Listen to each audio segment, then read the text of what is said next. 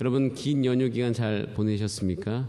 예, 이제 이 5월 달이 시작되었습니다. 이제 5월은 가정의 달이라고 이야기하고 또 이 5월 달 안에 어린이날 어제 지나갔죠. 또 어버이날도 있고 스승의 날도 있고 여러 가지 부분에 있어서 우리가 같이 이 공동체를 생각해 볼 수 있는 그런 날들이 많이 있습니다.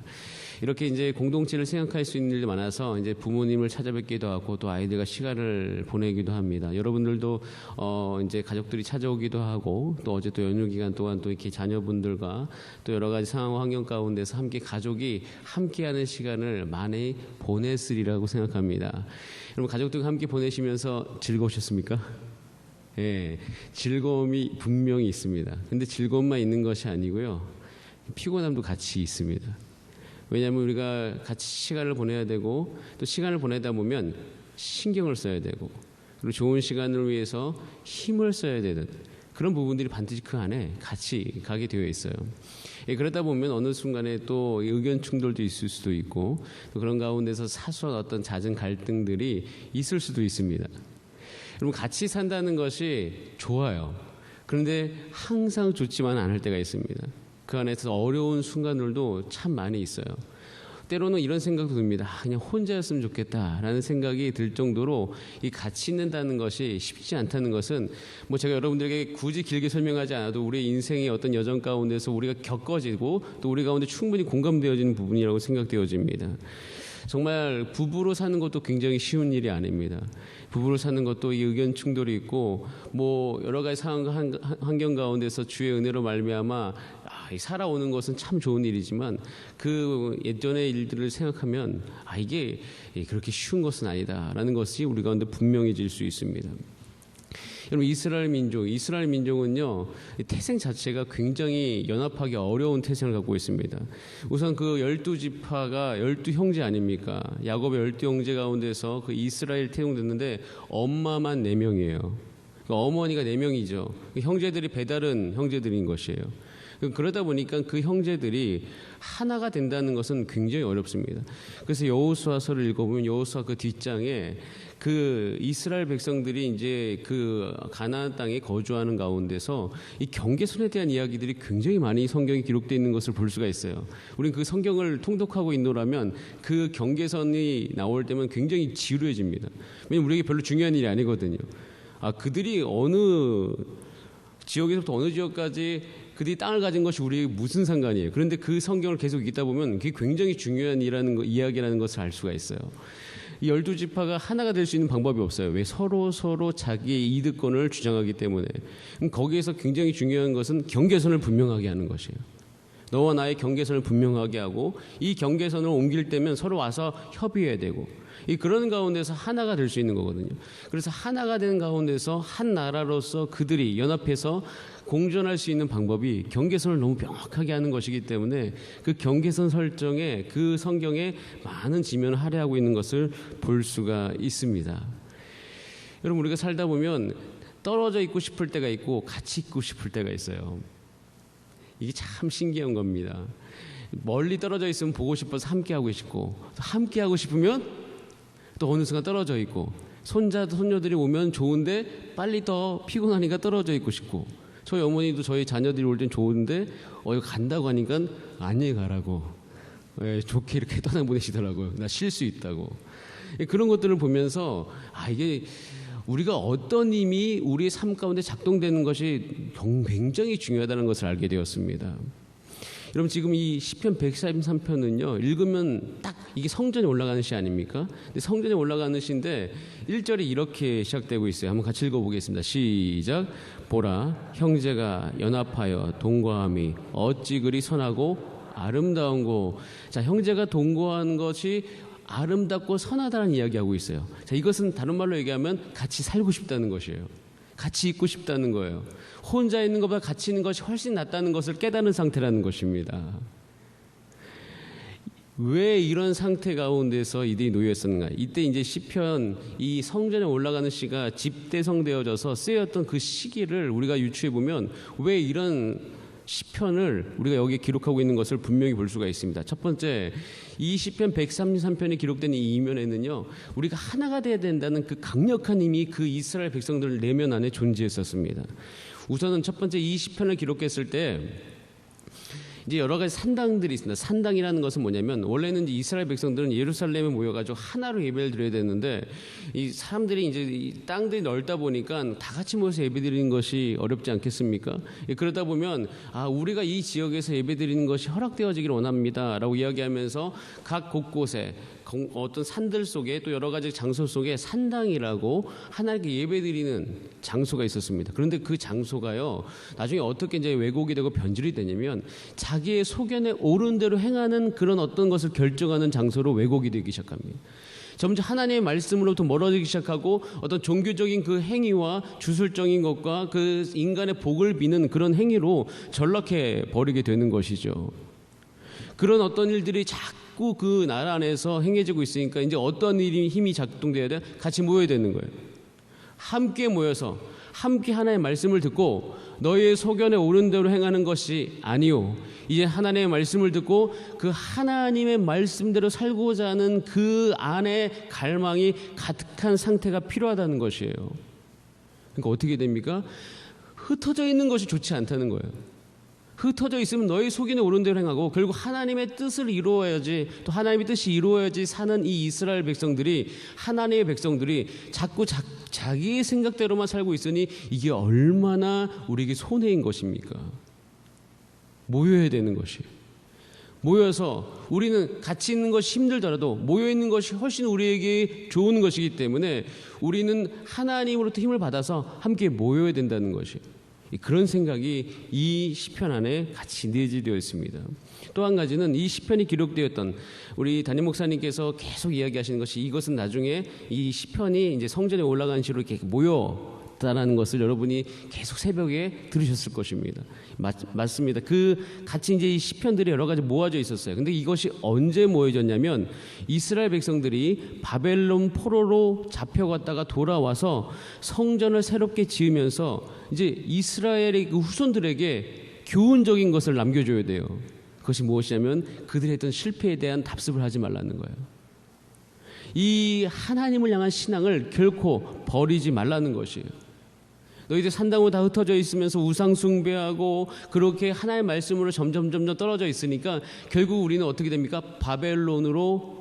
바벨론의 포로가 되어서 거기서 살다가 오게 된다는 것입니다. 여러분 우리 하나님의 백성들은요 반드시 성전 중심으로 모여야 됩니다. 이유는요 여기서 하나님의 말씀을 들어야 되기 때문이에요. 여기서 하나님의 말씀을 우리의 생각이 장악당해야 되기 때문인 것이에요. 성령으로 충만해져야 되기 때문입니다. 그러지 않은 상태로 나가서 우리가 각자 흩어져 살면요 이 바벨론이라고 이야기하는 이 세상의 세계관이 우리의 세계관 성경적 세계관 안으로 들어와서 우리의 생각을 흩어버립니다.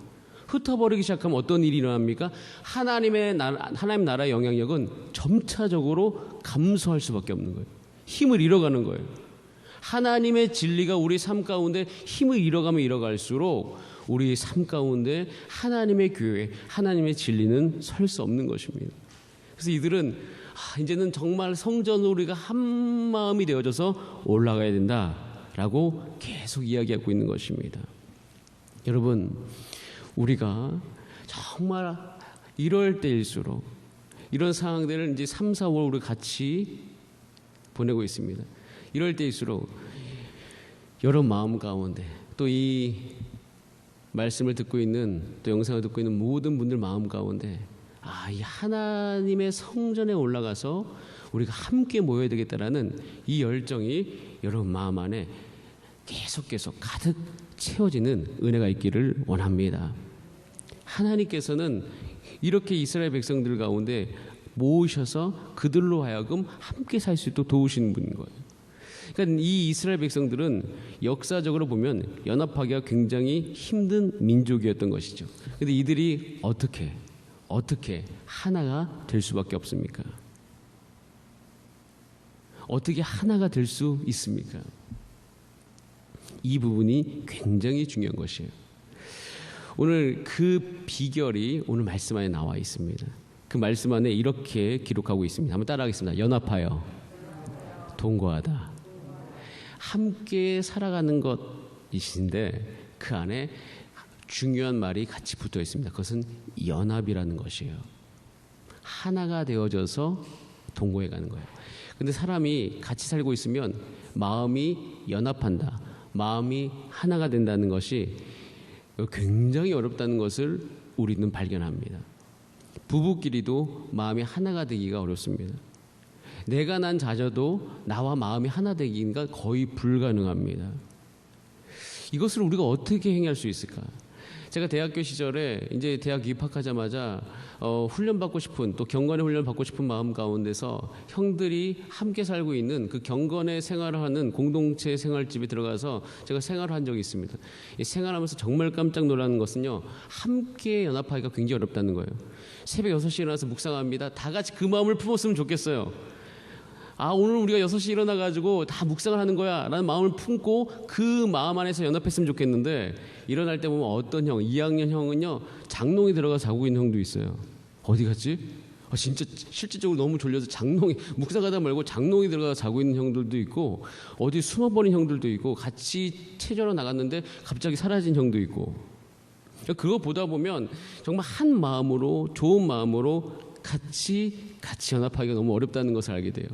그리고 정말 제가 좋아했던 두 형이 어느 날은 어떤 사소한 먹는 문제로 싸우고 있는, 굉장히 진지하게 싸우고 있는 것을 보고 있노라면 저 형들이 왜 저럴까라는 생각을 할 때가 참 많았습니다.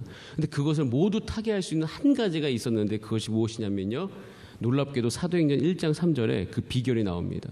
우리 같이 한번 사도행전 1장 3절 말씀을 한번 같이 읽어보겠습니다. 시작. 그가 고난 받으신 후에 또한 그들에게 확실한 많은 증거로 친히 살아계심을 나타내사 40일 동안 그들에게 보이시며 하나님 나라의 일을 말씀하시니라. 자, 여러분, 여기 안에 두 가지의 비결이 있습니다. 첫 번째는 뭐냐면, 그들에게 확실한 많은 증거로 무엇을 나타내셨습니까? 살아계심. 이때 당시는 예수님께서 부활하신 상태입니다. 부활하신 예수님의 그 모습을 제자들에게 보여주셨어요. 보여주고 두 번째 일이 뭐냐면 40일 동안 그들 가운데 하나님 나라의 일을 이야기했습니다. 여러분 한번 상상해 보시기 바랍니다. 여러분 눈앞에 부활하신 예수님이 계십니다. 여러분, 부활의 예수님을 믿으십니까? 여러분, 우리가 부활의 예수님, 부활이 우리가 역사적 사건이라고 우리 가운데 분명히 믿어진다면 우리는 한 가지를 반드시 선택할 수밖에 없는데, 그것은 무엇이냐면 부활하신 예수님 말씀을 들으셔야 됩니다. 왜냐하면 그분은 모든 죽음의 권세를 깨뜨리신 왕이시기 때문이고 하나님이시기 때문이에요. 여러분, 제자들은요, 예수님의 부활을 경험하기 전에는 여러 가지 생각들이 그들 머릿속에 있었는데, 부활하신 예수님을 딱 보고 그 부활하신 예수님을 그들이 목격한 순간부터 그들이 절대 부인할 수 없는 것은 예수님의 말을 다 들어야 된다는 것이에요. 우리 모두가 다 예수님의 말씀에 집중해야 된다는 거예요. 그래서 그들이 처음으로 부활하신 예수님을 만난 이후 너희들은 예루살렘을 떠나지 말고 주의 성령이 임할 때까지 여기에 머물면서 하나님 나라의 능력을 받으라 라고 이야기하는 그 말씀에 모두가 다 순종합니다. 그 누구도 거기에 토를 달지 않아요. 그래서 함께 모여서 한 마음이 되어져서 마가의 다락방에 올라간 것입니다. 여러분, 이들이 하나가 될 수 있는 유일한 방법은 예수님의 말씀에 집중하는 방법 외에는 없었던 것이에요. 여러분, 교회가 하나가 될 수 있는 유일한 방법은 우리 모두가 부활하신 예수 그리스도의 말씀을 따르기를 결정하는 것이에요. 그리고 그 말씀에 집중할 때만 가능한 것입니다. 여러분, 가정이 어떻게 연합할 수 있습니까?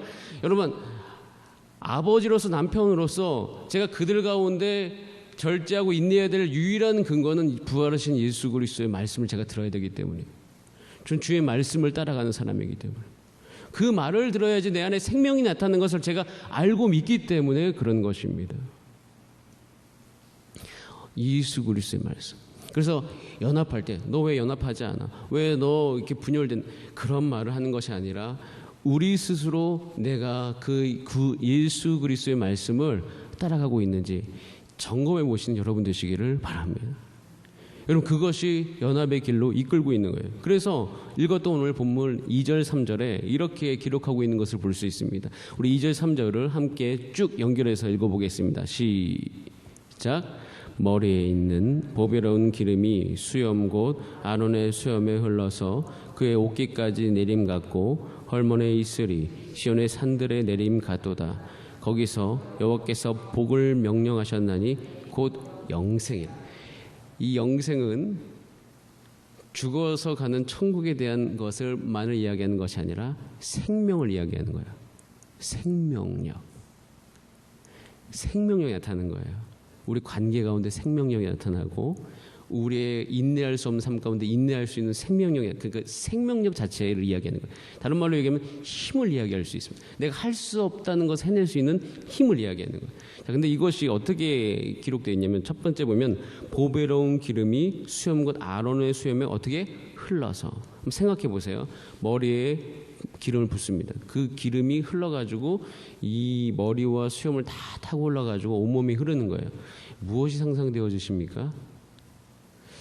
이걸 한번 생각해 보시고, 여러분의 가정과 여러분의 관계 안에, 또 여러분의 삶 안에, 여러분 정서 안에, 여러분 그 어떤 상처받은 그 마음 안에 이것이 일어나고 있는 거예요.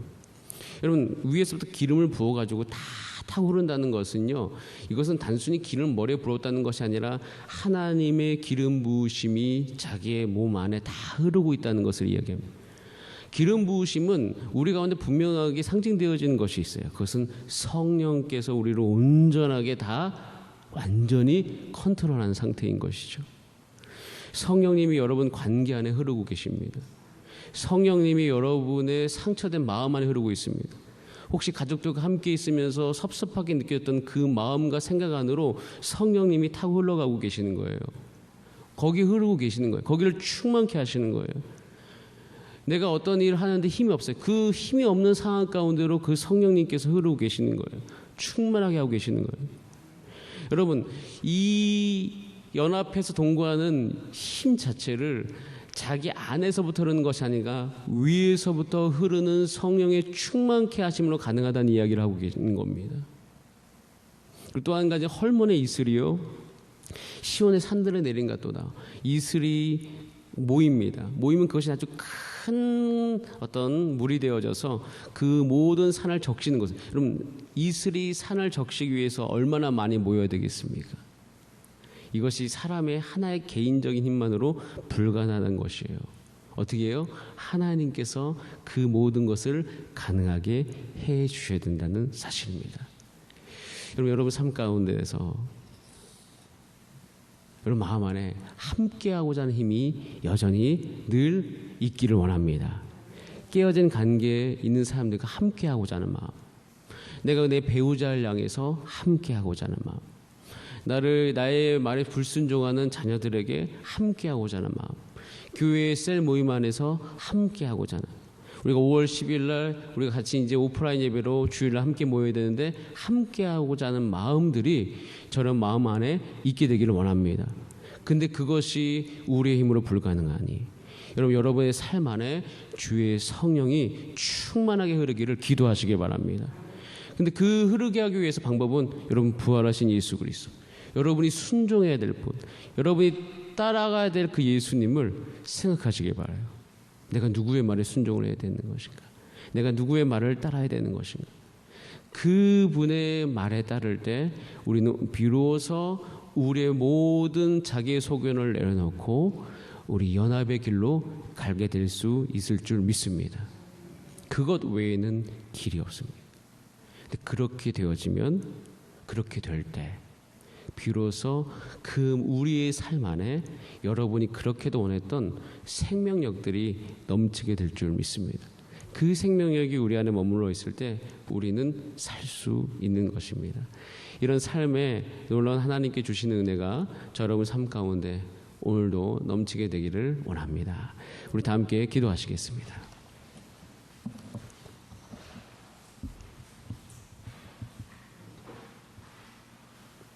우리 다 함께 기도하실 때 하나님, 생명력이 넘치게 하여 주시옵소서. 여러분이 생명이 넘쳐야 할 것을 지금 생각하시기 바랍니다. 아, 관계인가, 나의 재정인가, 아니면 내가 아픈 곳인가, 아니면 우리가 같이 가는 그곳인가, 아니면 내 마음 아닌가, 아니면 그 안에 주의 생명력이 넘치게 하여 주시고 오늘도 그 생명력으로 말미암아 살아가는 은혜를 누리게 하여 주시옵소서. 우리 교회 이제 5월 10일 날 함께 모입니다.